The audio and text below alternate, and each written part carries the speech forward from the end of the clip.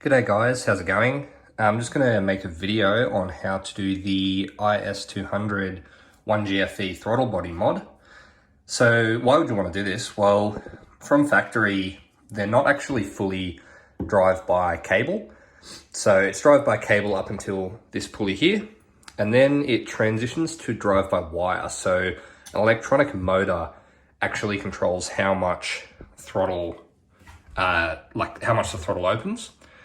So this is really good for like comfort driving, but for someone who wants to actually like push their car, drift them, or just make it like way more responsive, this absolutely sucks. I think in first gear and second gear, the throttle only opens up about 15%, so it doesn't give you the full amount of throttle. That's why you get like a really sluggish low end on the 1GFE IS200s. This can be easily fixed. All you'll need is a 12mm spanner and a washer. And you're probably going to want to take the throttle body off the actual car for this. So I'll show you what I mean by how the throttle body is, how the throttle body works. So cable slots in here, and when you press the throttle pedal, it'll twist this pulley. But as you can see, it's not actually opening up the butterfly flap at all. It's not until it gets to sort of, let's see if I can do this with my hand. There, does it actually connect with the other pulley and start moving that butterfly flap. So yeah, that causes it to be like super sluggish, but easy fix. Grab your 12mm, pop off this nut here. I've already loosened it, maybe. Pop off that nut, take off the little washer.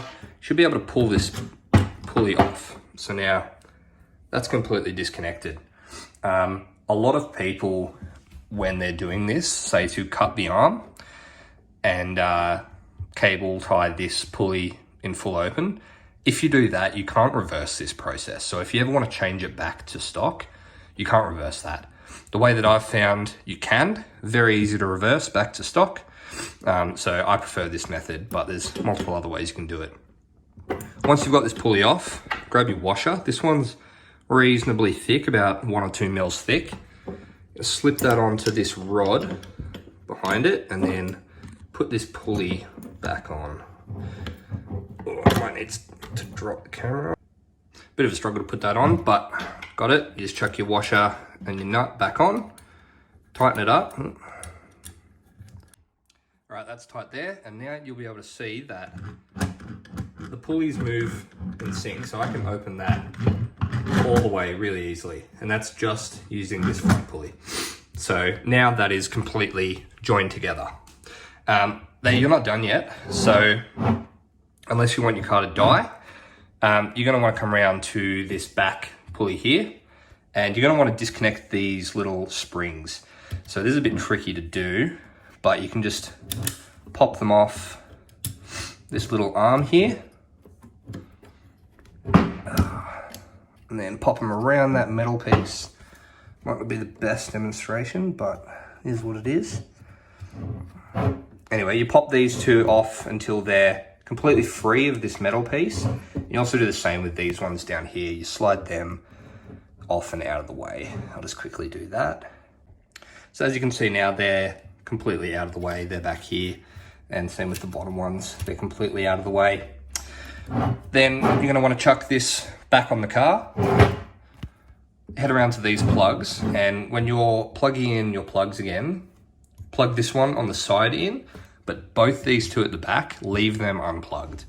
If you plug them in, your car will die as soon as you try and drive it anywhere, so you'll get up to like 10 k's an hour in first gear. Your car will just die, the revs will cut and it'll stall out. Disconnect both these, and you should be good to go. The only downsides about doing this is you will get an engine light, and traction control and snow mode will always be off. You can solve that by just pulling out the globes on your engine light and your traction control light. That's what I've done, if you really care. The other downside is that on cold starts and with the air conditioning on, it might struggle to idle. I've adjusted the idle on mine. So mine idles at about 1100 RPM. normally when it's warm. When it's cold, it normally idles around 600. So I like to just gently leave my foot on the accelerator for about a minute when it's cold until it warms up, and then it'll idle fine. With the aircon on, it'll drop down to about 600 RPM, and it's just not healthy for the engine to do that. So I normally just leave my foot on the throttle or turn off aircon when I'm coming to a stop. You can adjust the throttle with these little screws here. If you leave it bone stock, like if you've just done what I've done now and leave it, then your idle will probably sit around the 1500 mark. No big deal. You'll just use a bit more fuel. You can adjust it down, but you'll run into those issues on cold starting with the aircon. But apart from that, this will really wake up your 1GFE. It'll feel great to drive. It'll be a lot more responsive.